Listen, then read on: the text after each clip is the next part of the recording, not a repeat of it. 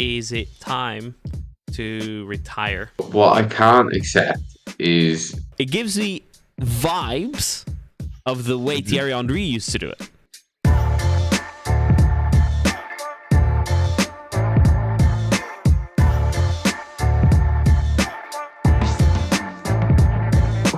Hello, and welcome back to Just Another Football Podcast. Great to see you again. It's been a couple of weeks, but we have a lot to get through today. There was an international break in between. There was a goal that's been debated by some as the best in the history of the Premier League, and there was a cracking game of the season every season between Liverpool and Man City.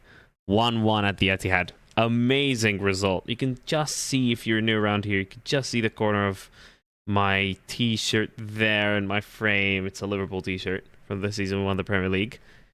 We might just be able to do it again, Fergal. We might just be able to. Did this result tell you anything about Liverpool's title credentials? It definitely does, doesn't it? Getting a draw against the reigning champions. I think you can be very happy with that. I was delighted. I was delighted because I don't think we played at our best at all, and we still had multiple answers to a very complicated problem, because the first half didn't work. Like, we tried to play a bit narrow, and it somewhat didn't work. And we conceded a really annoying goal as well. Alisson isn't the type of keeper to just fluff his lines completely. Like, he specializes in the distance on his clearances, and you know how many chances and goals did we score from those? Two famous examples, one against Man City last season as well. And he just pops it up in the air. And then he gets injured. So that might dent our credentials just a tiny bit. But, you know, Quivien Kelleher's there, and I know you'll appreciate that. You might debate that. Yeah, it might increase our credentials even more. Well, yeah, I know that unfortunately the few times I've seen Kelleher recently, he hasn't looked as solid as he did Even when Fergal he saying was he hasn't goalkeeper against solid. Chelsea. Yeah, it might be just that he needs a run of games. I still think he should have moved away from Liverpool. Either in the past two summer transfer windows, he should have moved on.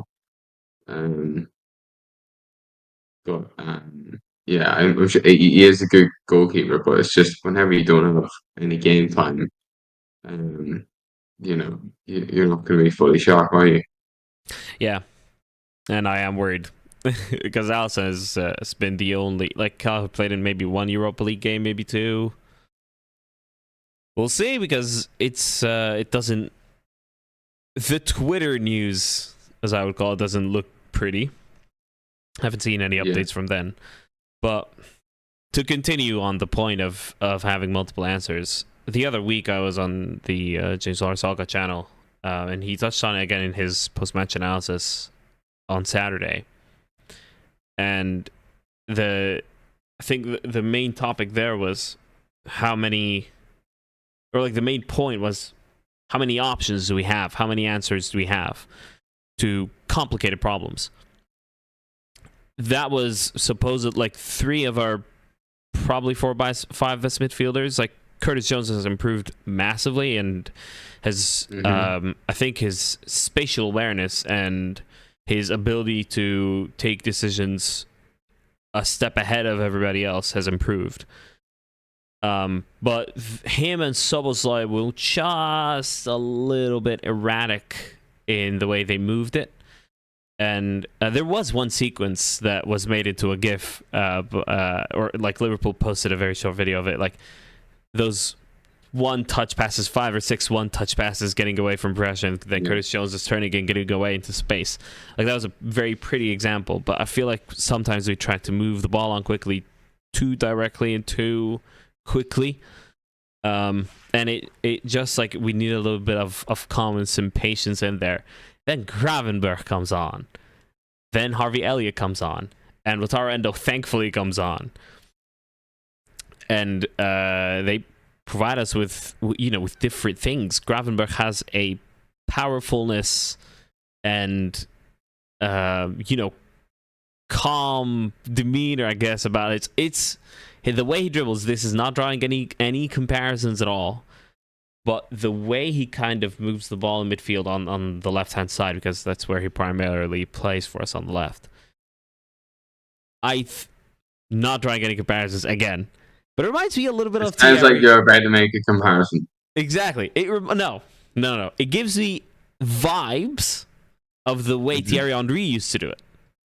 In terms of that, he can keep the same pace of dribbling in a straight line with standing multiple tackles at the same time.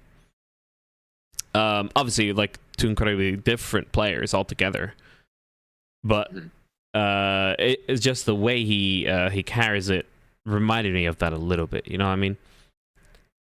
Yeah. And then you had Cody Gakpo making additional runs because he came on as like a number 10 before Darwin Núñez went out.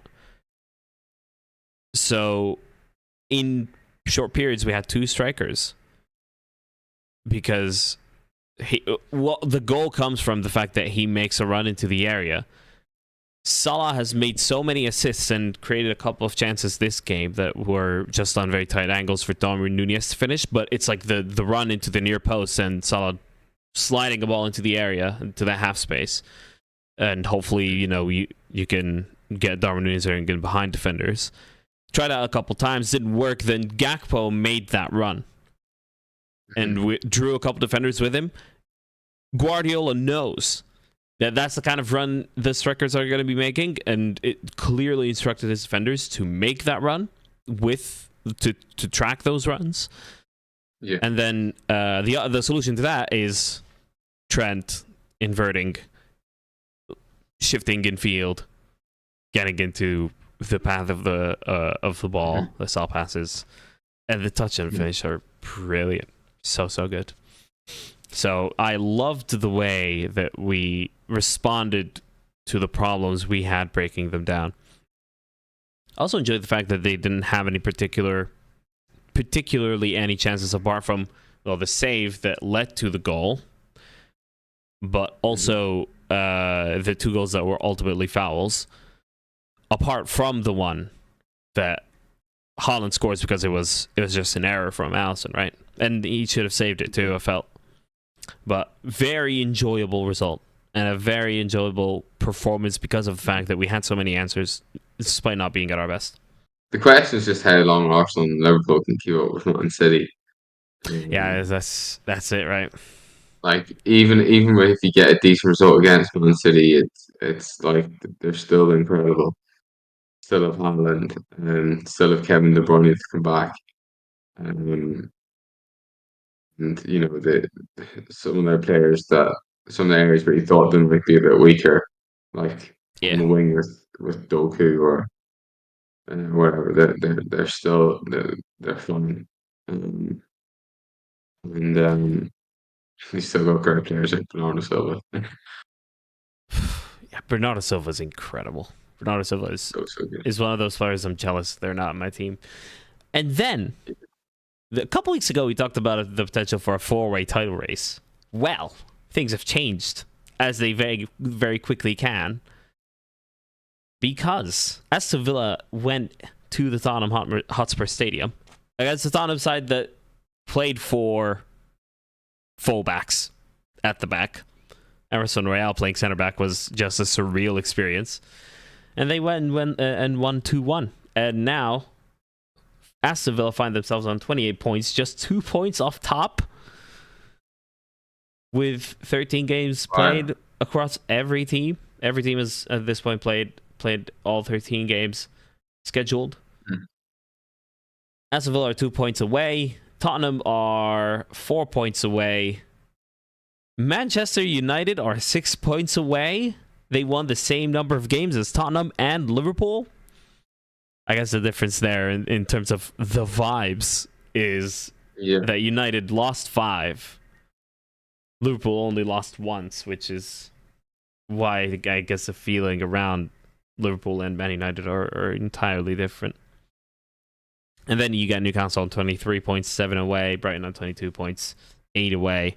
But even like 7 and 8 points can change very quickly, right? Can get incredible shifts Yeah, in well, just league position. it's a run of 3 games, and that turns on its head, Yeah, depending on what way it goes for you. But Villa, yeah, Villa doing incredibly well. That's a massive win for them, beating Spurs.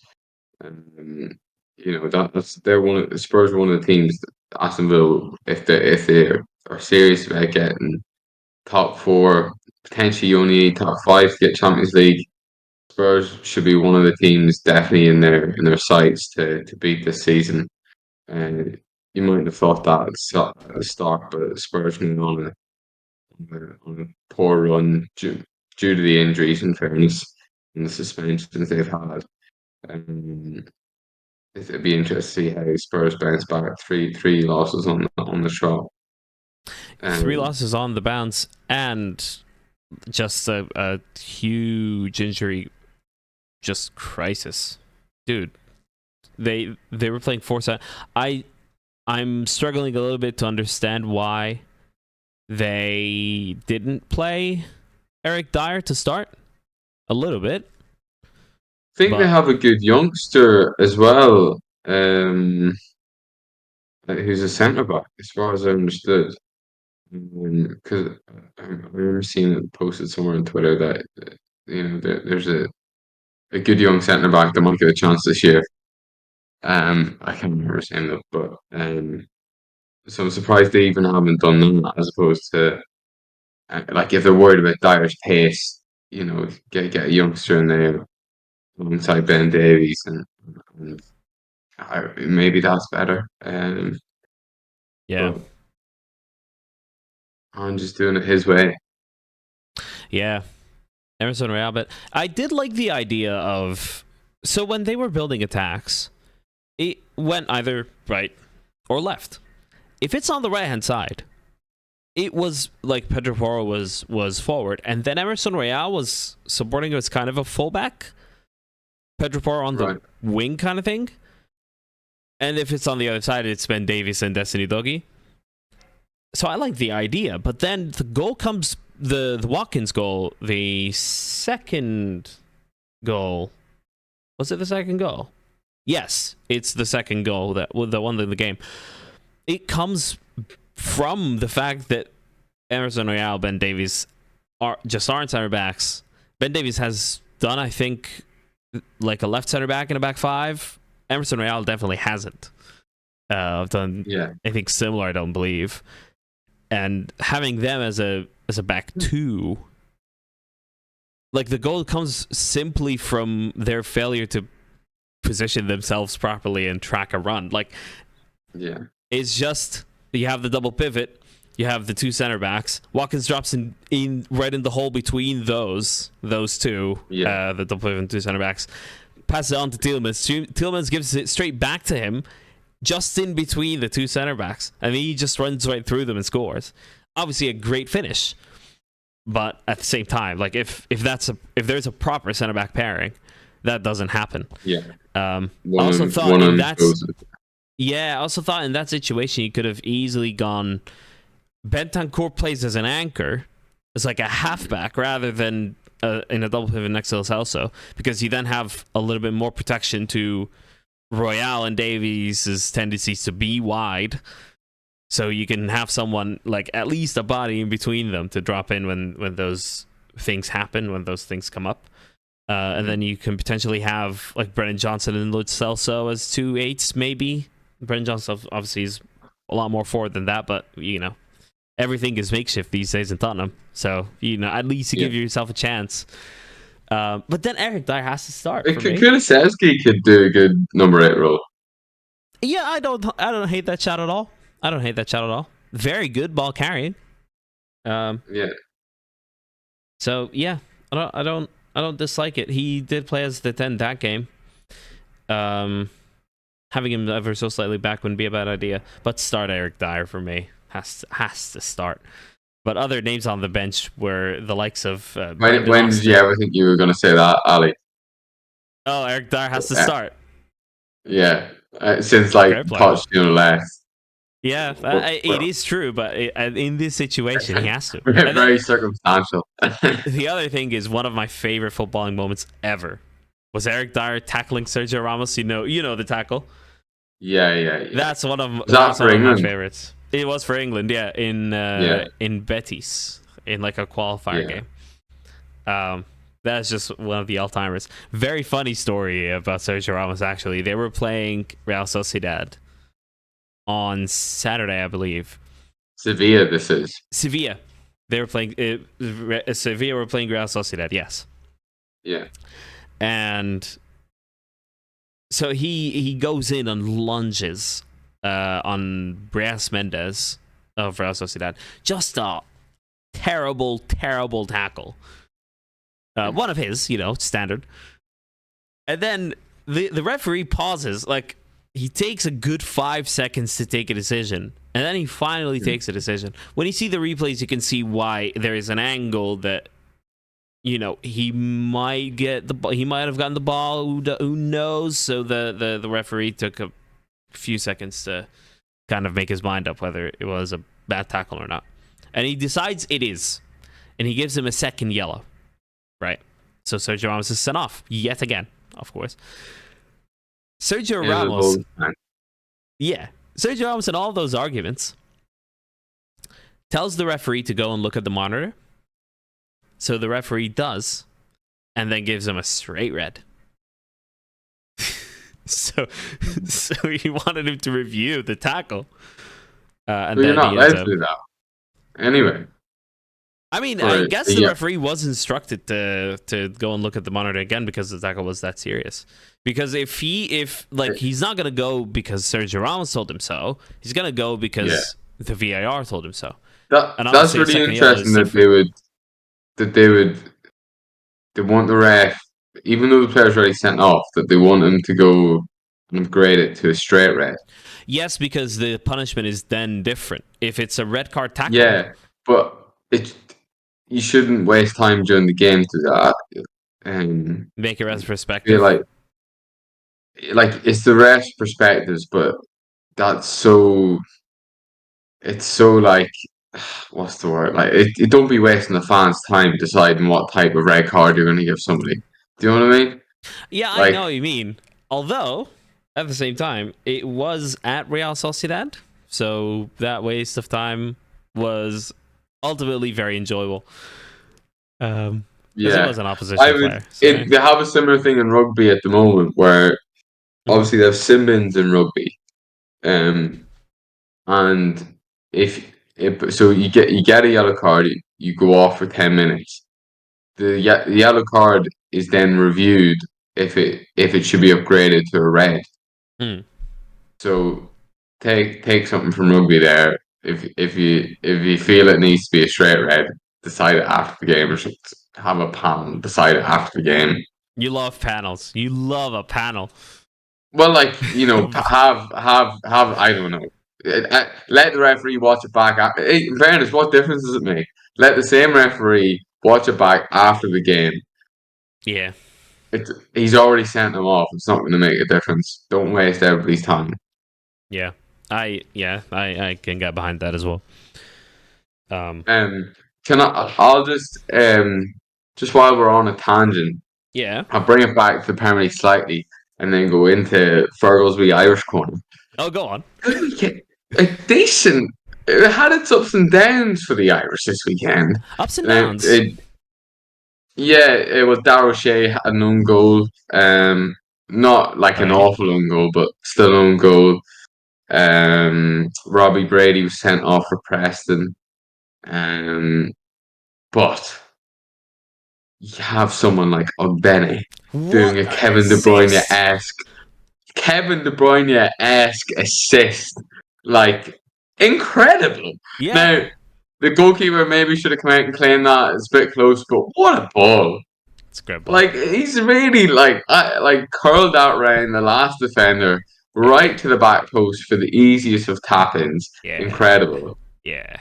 Then Evan Ferguson has a lovely wee finish into the bottom corner. We'll take them all day. I think Evan Ferguson is starting to have those finishes into the bottom corner that are becoming a bit trademark. It's Yeah, just like very passes. much It's so. just like a pass, but I often think of For players such that a are playing on a different scale of yeah, human power. Like Erling Haaland, Erling Haaland's just ability to shoot from anywhere with any height, with any power, like his Borussia Dortmund goal, for yeah, example, with his back heel in the air. But then there are players that are like, I'm just gonna like place the ball into the net from 30 yards, like Evan Ferguson does. But then like any standard finish, like just looks so easy, like a pass, like where other players would put it like does look effort and it power does into it. look He doesn't. it looks like so effortless and instinctive from him. Although that was very calculated um placed finish. Yeah, Um, but he looks like he'd be more of like a powerful finisher, but he loves like a side footed slot into the bottom corner, which is the composure to do that is incredible. And then um Alex Murphy came on for Newcastle in defence. Just check his age here. I think he's 19-year-old get in around the Newcastle team. So nice. um and there's a couple of assists in the championship from uh Jason Knight. There's a couple of other good performances in the championship. So in the week that Stephen Kenny has officially stepped down as well, not stepping in, he's not getting his contract renewed with the Republic of Ireland. Oh, is it There's a official? bit of life for us. Yeah, it's official. It was very much expected. Yeah. We're not going to the Euros. Um, he's not getting his contract renewed. Now the search begins for a new coach. Roy Keane is being talked about. Fingers crossed. A little sigh there. It, fingers crossed it doesn't end up being him. I just can't see it working, especially with such a young, impressionable young team. There's talk that it might be Roy Keane just to get it because we're still struggling to get a sponsor for the national team, and having someone like Roy Keane who has just recently been uh, the face of a new Adidas brand campaign. Um, you know, that's the sort of commercial pull that the FAI might want. Um, but I mean, no doubt it would be entertaining, but I don't know what state we'd end up in afterwards. Hmm. So yeah, Interesting. that's my wee indulgent into Ireland. Interesting. Well, good luck to the Irish. I. Who else would you think could work or is linked out there that you would like to see? Lee Carsley, the former Irish international and current under 21 manager for England. Um, he's the one that I would quite like. Yeah. Um, other than that, maybe Damien Duff, um, who's currently managing the League of Ireland, um, with Shelbourne, um, and yeah, I think there's not many other candidates really. You're talking about like Chris Hughton's the current Ghana manager. If I was Chris Hughton, I don't know if I'd necessarily switch from Ghana to Ireland. He's got a really talented crop of players there. Yeah. Um, we have, as we've kind of talked about before, we're slim pickings. We're in an awkward situation. We're going for like we're basically going for unproven manager or managers on the way out. Um, so Yeah. yeah, that's where we're at. Well, good luck to them. It's certainly not been, luck has not been on Everton's side these days. I did predict them to finish 19th, but it looks like they're going to finish 19th for entirely different reasons than we all thought at the start, and an unprecedented and honestly very, well covered at this point 10-point deduction, which obviously followed a 3-0 defeat to Man United. Alejandro Garnacho's goal, by the way, That Incredible. that or Rooney. Very quickly. For the goal in isolation, I would say Garnacho, but for the moment and everything around it, Rooney. I have the exact same thoughts. And I think Garnacho's celebration ruins it a little bit as well. Rooney's celebration Yeah, is you iconic. know what? If Garnacho, like, he done the Ronaldo C, and in some ways I'm like, you know what? You're after scoring overhead kick. You're paying homage to one of the best to do that sort of finish, and like his technique was just as good as Ronaldo's was to get against Juventus that time. Yeah. Um, I actually don't mind it in that moment as the celebration, but I don't think I don't think there wasn't quite the right conviction about it. Hmm. Um, I feel like if he had I don't know, something about it just didn't come off for me. I didn't mind the thought behind it though, that you're after doing a bicycle kick and you're playing for Man United where Ronaldo was a legend. Yeah. So Yeah. there's certain things I don't mind about that. But I don't like players doing it all the time. But if you had to just pull it out for that one, I'd be like, oh, I don't mind it. Yeah, So someone so, like so Nicholas Chris Jackson was a doing it. It's horrible. yeah yeah. I don't get why Nicholas Jackson's doing it. Yeah. And he's shushing people left, right, and centre.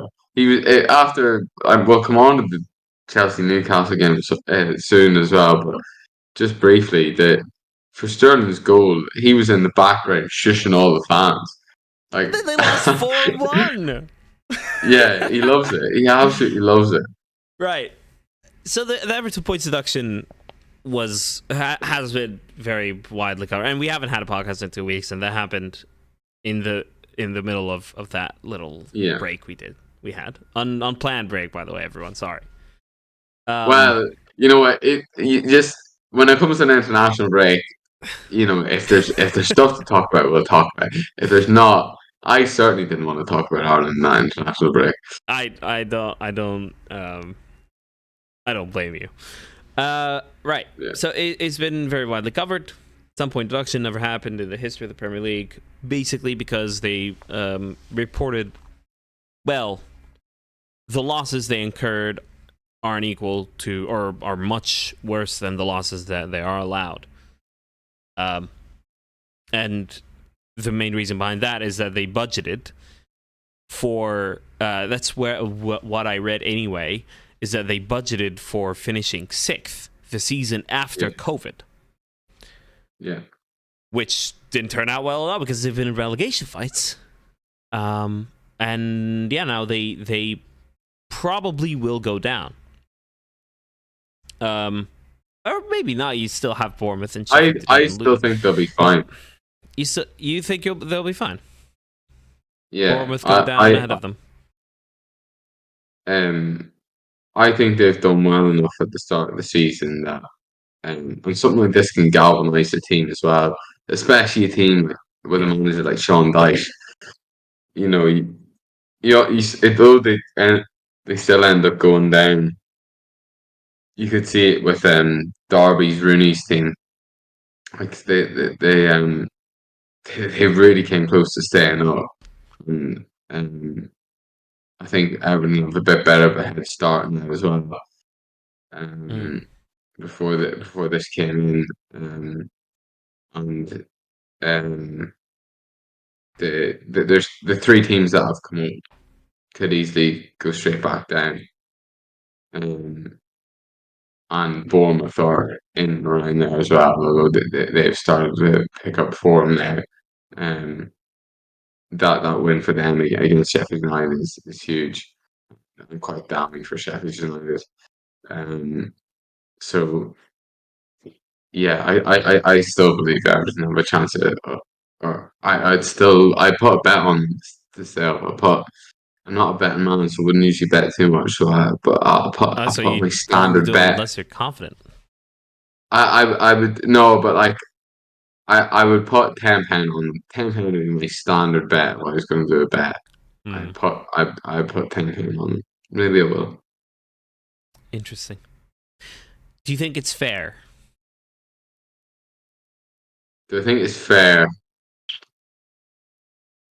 We have to only hindsight will answer that question. Um, Hmm.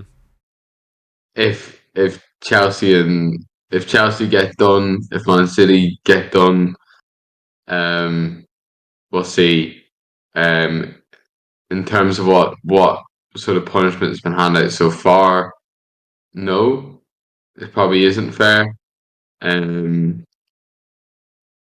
especially if you add the context of although it's not the same crime, the top six clubs that try to make the Super League, Hmm. um, the just because that's where the power is, and there wasn't any rules in place to punish that, which is why like the rest of the Premier League clubs couldn't reinforce a punishment for that. But if you look at it, they've got away with murder there, and like something far worse than one team having the financial fair play.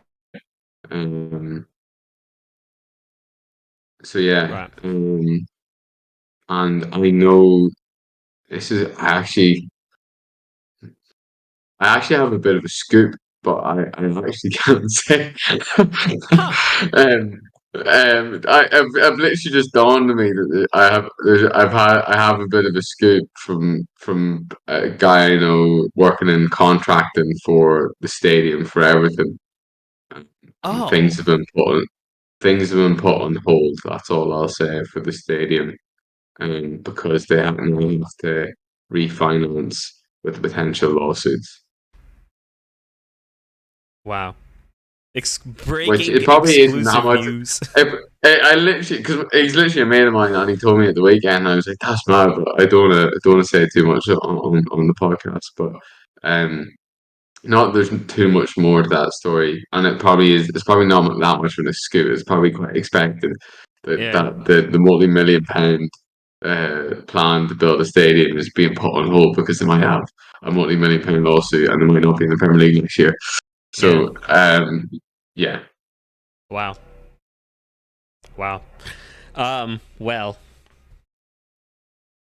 I don't know. I'm quite stunned. We have a exclusive breaking news. Yeah, but Yeah, I wish I could be more precise than that, but there's not much more to it. There's sure, a sure, sure. contract that's been put on hold. Sure, sure. All right. Well, thank you for the scoop. I'm quite conflicted about this because like if someone does something wrong, they should get punished. And then if we start waffling on about, oh, what about him? What about him? What about her? What about them? We're not gonna get anywhere. Nobody's gonna get punished, right? But at the same time, when are Man City gonna get punished for things we know they broke the rules for? You know what I mean? So it's, and to me, I'm glad Everton got punished for what they made, Yeah, but it's wholly frustrating that Man City are still, getting away with things. I mean, and they've punished a the other, couple of times with like transfer embargoes or whatever, but that doesn't yeah, affect them at all. You know what I mean? yeah. The other thing is that they as far I was one of the other podcasts I listened to, one of the lesser podcasts, Oh, the lesser, uh, oh the. no, it was one of I think it was second captain, so I'm not going to say that at all. Inferior Um, podcast is just an full podcast, obviously. yeah. Um, I think it was that one on there. They were saying that um, the maximum amount of points deductions that can be done for this is 12 anyway. I don't know if that's entirely true, but like, Oh, um, or maybe that's the precedent that's been set before was 12 points. But um, yeah. So if you're Man City, you're like but clubs can, if it is 12 points, clubs can plan 12 point deduction, especially if you've got all the money in the world. So like a fine's not going to affect you too much either, and like you could take on people and the other clubs in court that miss out, whatever. But if you have a a 12 point deduction, you could be like, well, if you, like, let's say Aston Villa, for example, they've got quite a lot of money to spend, and they're like, we really want top four. We're going to go all out. We're going to bring in Vinicius Junior and all these guys, and we're going to just have the best team in the Premier League. And they end up coming second or title challenging, and Mm-hmm. then but their plan all along is just to get Champions League, Yeah. and then they get the 12 points deduction, and they're still in the Champions League. Yeah. I was gonna make that exact same point. Then that rule probably needs to be changed. The ceiling probably needs to be raised for that punishment, especially when you've got 115 charges hanging over Man City.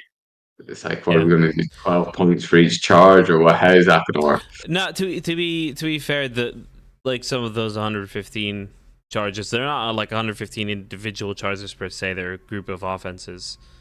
Yeah, Per like it's like a lot of the it's a number of lot of like 115 is documents that getting just thrown aren't around. shown, isn't it? Exactly. Like some of the charges are to do with like grass height or whatever. Like Oh, really? very minor offenses, but still offenses, and still should get punished, and they should be punished accordingly for Imagine being 115 offenses. relegated because your grass was too long. Yeah, you're going into the Vanarama National because your grass wasn't too long. Was too short.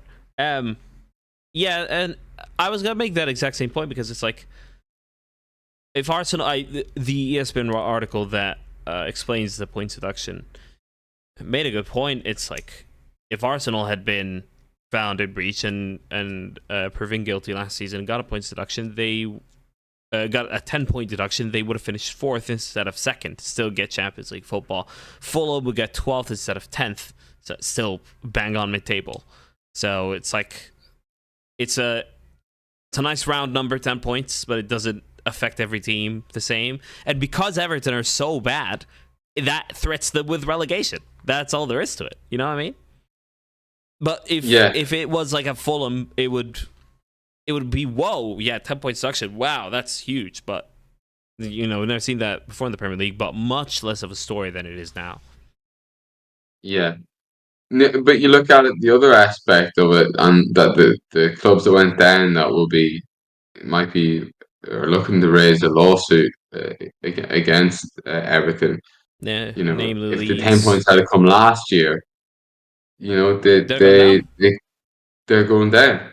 Yeah, definitely. So yeah, it's I mean it's all about what happens to Man City and Chelsea going forward, and then Tottenham as well. Tottenham's one with Jermaine Defoe, although I can't see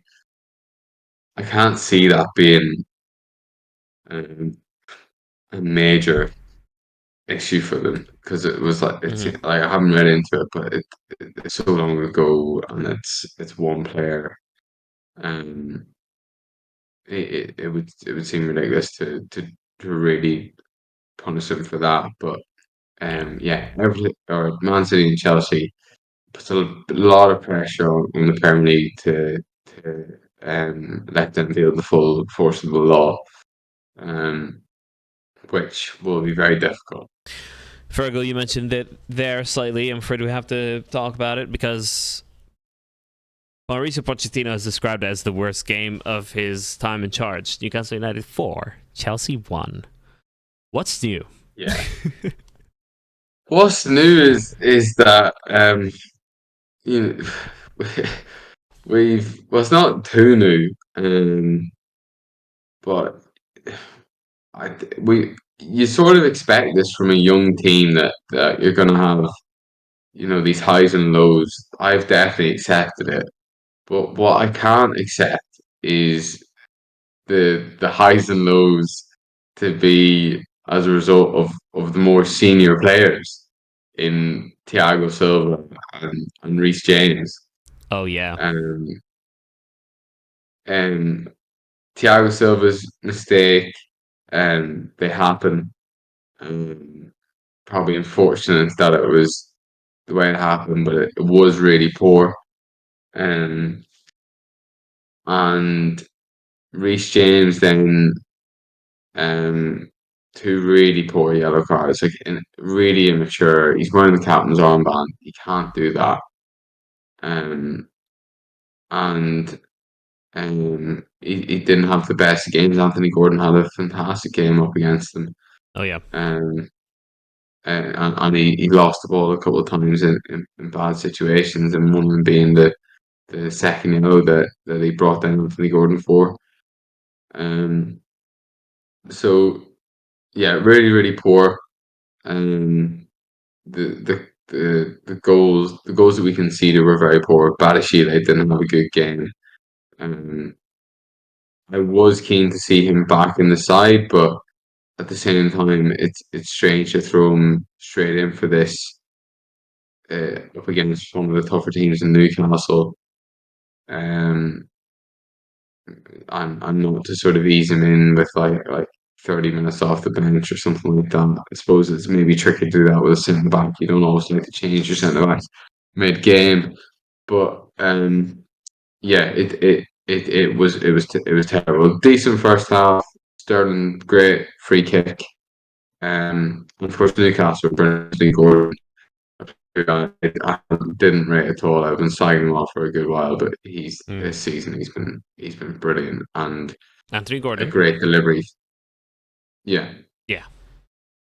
and he delivered a great ball for Lascelles' uh, goal. I mean, Chelsea gave him the freedom in part to put that ball in, and then gave Lascelles the freedom of the box to put that header in. Oh yeah. But um, yeah, he's been brilliant. And then the goal he took was like so confident and and knew exactly what he was doing. Again, it was poor defender from Balashidi and Thiago Silva. Um, but yeah, full credit to Newcastle, deserved the win, and Chelsea need to be much much better, have a lot much more fight, um, and I'm just hoping that like Nkunku and some of the other players that are coming back will really make a difference because we need Nkunku to come in and hit the ground running and even show a bit of leadership as well.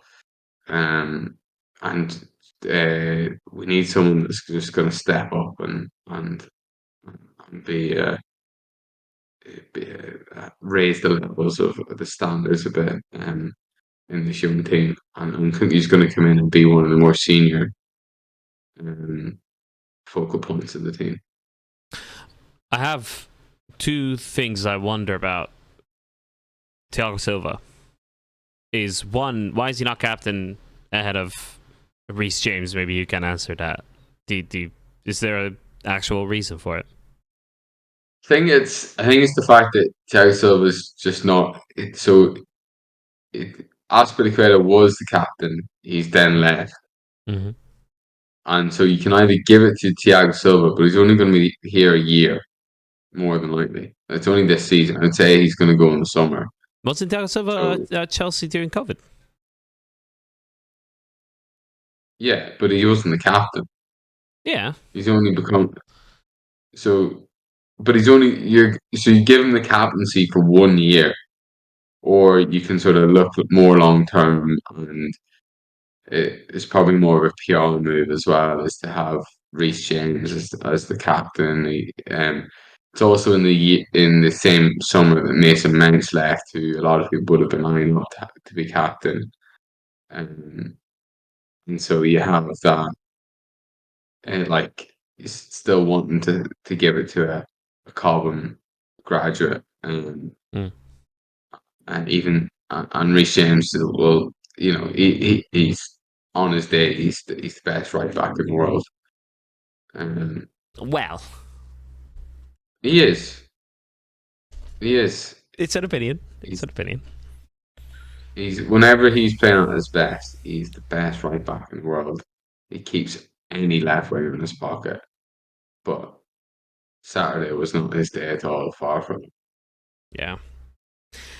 The other thing I wonder about Thiago Silva is it time? I'm gonna be way overreacting, but he's 39.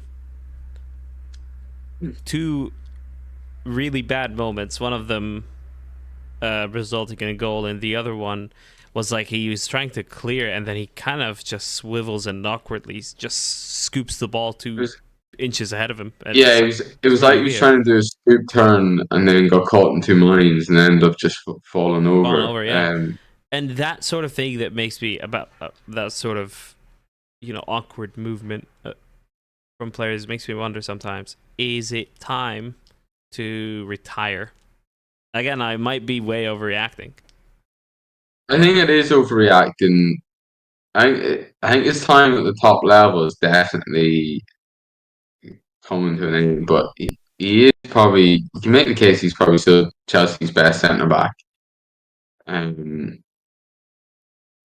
and I still think I would still like his minutes to be reduced and for us to try to start to move on.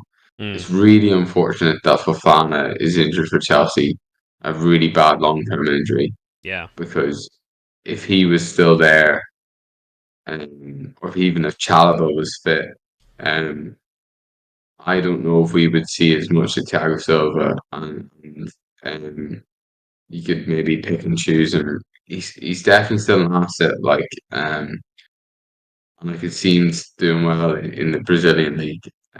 If he wanted to go there for, I would say, a couple of seasons, like fitness wise, he's still really fit. He's just maybe a bit slower. That mistake from Thiago Silva doesn't happen too often. More often than not, he's pinging balls out to either flank, switching the play. right. So it was just a poor moment. But I would be dropping him more for trying to give minutes to younger players. But then again, we don't have. We probably do need him in the team for his experience because we're lacking it elsewhere. Yeah, you do, except I would say Sterling is a really important part of adding that experience in.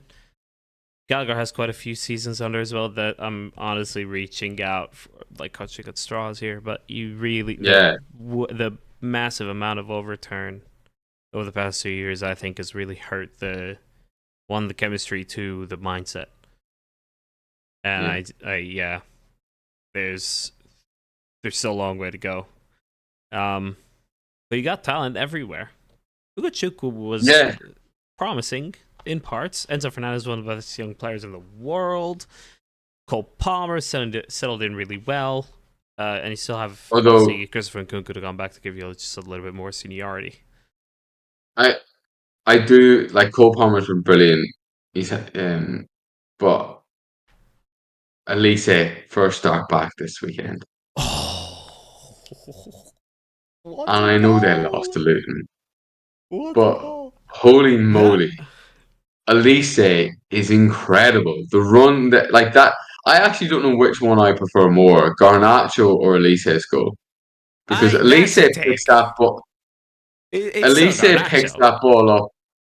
Elise picks that ball up on the halfway line Yeah, and does his man, cuts inside, puts it in the left, and then does a good celebration on top, like a properly good celebration. Like he does the almost like I am the man I'm him. celebration.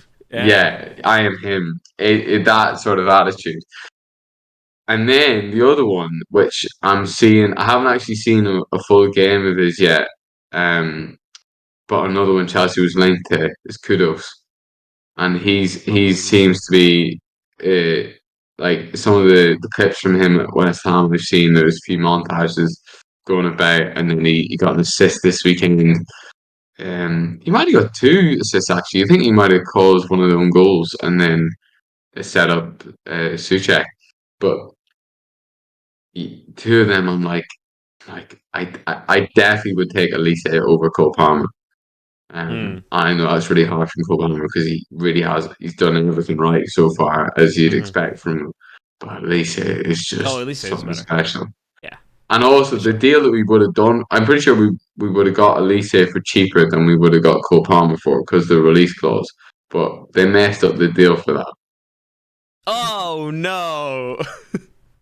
Did they? Was that in the summer? Did you not remember that? So very No, I don't. briefly, Elise had a release clause, Yeah. but Chelsea went and tapped them up, and apparently were just a bit unprofessional about the whole thing. I think they might have been trying to bargain with Crystal Palace as well, and Crystal Palace were unhappy with it, and like we're gonna report you like the same way Southampton done it with Liverpool for the Liverpool. Virgil van Dijk deal, Oh wow.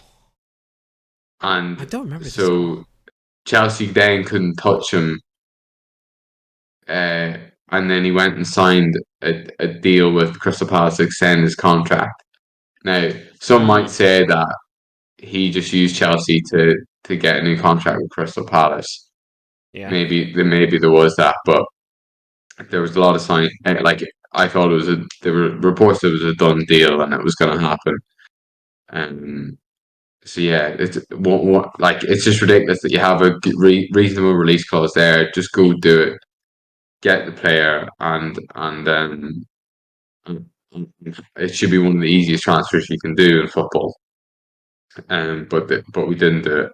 And then also, which in within the Chelsea talk, Emma Hayes has been announced as the U.S. Women's uh, National Team manager.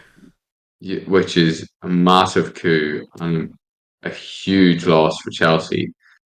Yeah. Um, and apparently there's big question marks over the director of football because there was talks in the summer and they were put on hold, focus on the men's transfer window. Um, Right. But she's earning. I don't remember how much more than the Chelsea deal, but way, way more. She's now the highest paid women's manager in the world, and she's talked about like the need for some work-life balance and family stability, which the US Women's National Team job allows her to do because it's a national team job rather than yeah, a coaching job. So, but dude, incredible for to go from the I don't even remember his name, but the guy that led us in the World Cup, he was I'm blanking on his name for some reason. He was awful. Like he would play yeah, players out of like strikers on the left wing and shenanigans like that. He was awful. And then to yeah. get Emma Hayes, probably the best women's coach in the world, Yeah, he's is huge. real good, and exactly when he's needed a massive rebuild, and maybe to look outside of the US for your next inspiration. It's and to build on a new team after a great generation. So yeah, definitely amazing. Wish Emily is the best. Yeah, Because she's done a lot for the Chelsea women's team. absolutely. Vlatko Andonovsky is a guy that Rolls off the was tongue, that mentioned. one. Yeah, it rolls. Yeah. Um, but Go no, baby. it's about as big an upgrade as you can get, and now we have a huge difference between coaching in the women's side and the coaching in the men's side. Greg Yeah. Berhalter is still there. Greg Berhalter still lives. Um, I wanted to. I think we're running out of time, but I wanted to very very quickly mention the fact that Philadelphia Union were knocked out of MLS contention with a 94th minute winner for Cincinnati. And that's the second year in a row we've been done by a last kick I of the was gonna game. say it was Gareth Bale the last time, wasn't it? It was Gareth Bale last time, made it 3-3, lost on penalties, and then this time we lost to a 94th minute winner, which was probably offside. Extremely tight call, and the camera angles Oh, weren't there's there for VAR. it. No? There is VAR, Right. but Okay. it wasn't. The camera angles weren't there. But hugely controversial still, and yeah, man, it's incredibly annoying. But the thing I wanted to highlight, since you brought up U.S. soccer, the fact that so we are at the end of November. They were knocked out on the 25th. They start preseason the first week of January, so they get about a month off, which is much shorter than usual. They start the season mid-February, 2 weeks before the usual start of the season starts because of an expanded Champions League format. So the Champions League used to have only 16 teams. Now we have, I think, 28 in the group stage and whatever else. So the thing I wanted to highlight here is how insanely busy the U.S. soccer schedule now is compared to previous years, just 2 years ago, where it was just MLS, U.S. Open Cup, 2 or 3 teams in the Champions League playing over, 3 months or so, and then you get the playoffs at the end. But now we have those 3, but the Champions League is expanded, and this stupid Leagues Cup, which stops the season right in the middle to play a tour in between just the American, the MLS and Liga MX, Mexican League. And that's it. That's the Leagues Cup. So it only includes, it's a CONCACAF tournament, and it includes only two nations in CONCACAF. There is some sort of rivalry between American and Mexican soccer in terms of their trajectories and the way they grow, and US and Mexico are the 2 main rivals in CONCACAF, but come on, man. That should be bent. Who's the best non-USA or I shouldn't say USA, non-MLS team and non-Mexico team in CONCACAF? Who is the best non-MLS and non-Mexico team in This is an extremely hard answer. This is a very, very tough answer. Because in the Champions League every year, you will always get a Mexican winner. And we've had one MLS winner. And like all 8 finalists, like all teams of the quarterfinal will be US and Mexico. There is a team from Haiti that won 3-0 against Austin FC in the Champions League last season. Well, this season's still going. I don't remember their name. But that's an incredibly tough question to answer. Yeah. Fair. Yeah. And who's left in the playoffs then? So who's left in the playoffs? Well, you have LAFC, who won the whole thing last year. Had a much poorer Major League Soccer regular season this year. I think they finished like 8th in the overall standings. You have Houston Dynamo, which the whole organization went through a massive revolution in coaching and backroom staff and added proper like a New England revolution, or no, I mean Houston Dynamo. They overhauled, like the New England, of course. Joke taken. And added a really competent analysis department. So they're into the Western Conference Final against LAFC. And then it's FC Cincinnati, who won the Supporters' Shield, or the league phase. Yeah. And Columbus Crew, who were also very, very good all year. So, in my opinion, 4 worthy conference finalists. Who are the star players, or the ones that, if people are tuning in, if people go, you know what, I'll give this MLS Malarkey a go, what player from each team would you say he's worth a watch? I'll give you one from each team. It's hard to pick out just one, but I'll give you one from each team. On Houston Dynamo, it's definitely Amin Bassi. They're number 10, but he wears number 8. Just very composed. Will have the freedom of playing all behind the striker. It's just very, very competent on the ball and off it. From LAFC, the answer is always Denis Bouanga. He scored a tremendous goal. A very, very similar goal to Michel Elise, actually. Last night they won away in Seattle against the Sounders. So that's Denis Bouanga. Like a really crazy year statistically. Let's see about Cincinnati. That's a tough one. Cincinnati's a tough one. Let me just look at their lineup and pick out someone. Apart from the fact that Luciano Acosta won the MVP this morning. Luciano Acosta was a player that played in DC United when Rooney was there, and his transfer to Paris Saint-Germain was being finalized, and it fell off like in the very last moments. That was 5 years ago. But Aaron Right. Bopenza is a striker, and I really really like him. He's a bit traditional, but I love him. He's like a complete forward. If you're playing Football Manager, you play him as a complete forward. And finally, who's left? Who did I talk about? Columbus Crew. There's the obvious answer of Cucho Hernandez. Used to play for Watford, of course. And that's probably going to be my pick. Also love Darlington Nagby. He's a veteran midfielder that I really like. So Great. there you go. And when are the next round of fixtures? Next round of fixtures are next week. So you got this past weekend was the conference semifinals. Saturday the 2nd and Sunday the 3rd, I believe, are the conference finals. Cincinnati are playing Columbus. That's an Ohio derby.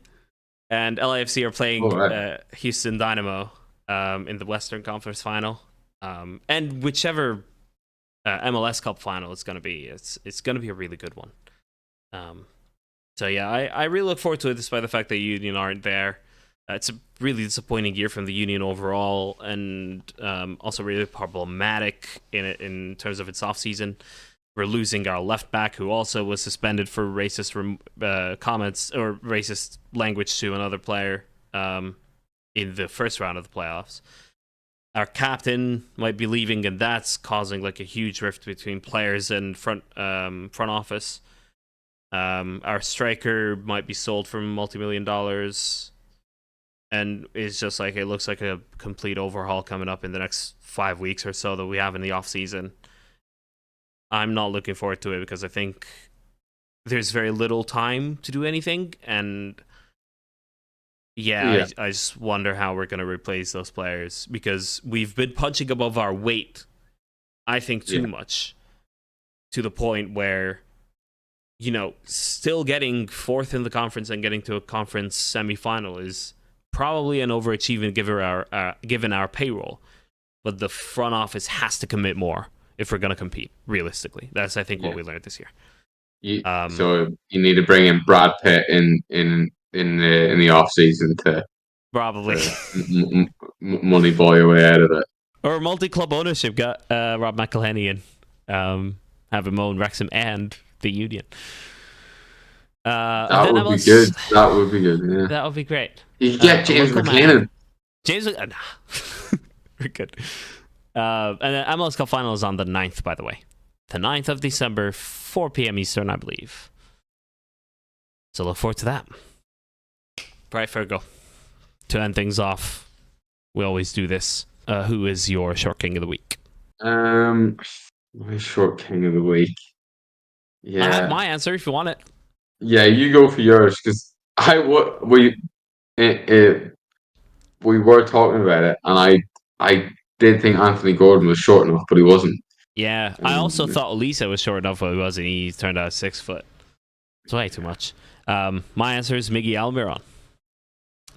Very good assist for, I believe it was the 3rd goal. And no, the 4th goal. Sorry. And just love him. He continues to prove that good things can come out of MLS, Virgo. Good things can come out of MLS. I'm looking at Justin Kluivert. Interesting. He scored a goal. I'm struggling. I'm happy to give it to Justin Kluivert, just because I flagged Justin Kluivert as a potential, stand-up player for Bournemouth, and I was a bit slandered for it. That previous episode. I wasn't too convinced on him. Let's see. That's his first goal. That is for his first goal. That's right. I don't see any assist numbers on the app that I'm looking at. Don't know if he does have any assists. I don't think he has any. So maybe it's the start of something for you, Ali. But the prediction's still a long way to go. I think, was it 10 goals, 10 assists? You were not 10 combined. 10 combined, yeah. 10 still combined. A long way to go, though. Still a long way to go, but we're only about a quarter of the way through the season, so Yeah. Justin Cliver, yeah, let's go with him. Let's go with him. We've given it to Almiron before, to be fair.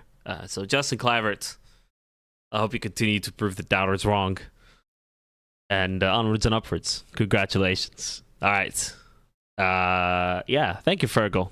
We didn't plan for this to be an hour episode, but here we are. No. Considering I only watched half a game this weekend, I think I can bluff my way through this one rightly. Absolutely. We end up talking about MLS, for God's sake.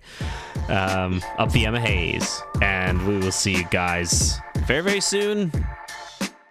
Cheers. Have a lovely week. We'll see you around.